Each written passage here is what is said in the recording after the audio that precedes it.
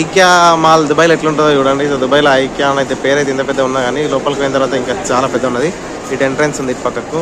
ఈ మాల్ అంతా చూపెట్టాలంటే ఈ చిన్న షార్ట్లో చూపెట్టాను. అందుకే ఫర్నిచర్ సెక్షన్లోకి వెళ్ళిన. ఫర్నిచర్ సెక్షన్లో సోఫాలు అయితే అంటే మస్తు బ్యూటిఫుల్గా ఉన్నాయి. ఇవన్నీ డెమో పీస్లే. మనకు కావాలంటే ఇక్కడ నుంచి ఆర్డర్ పెట్టుకుంటే వాళ్ళు చేసి పంపిస్తారు. ఈ ఒక్క సోఫా 59 ఉన్నది, అంటే 1000 రూపాయలు అనుకున్నా, దగ్గర దగ్గర 1200.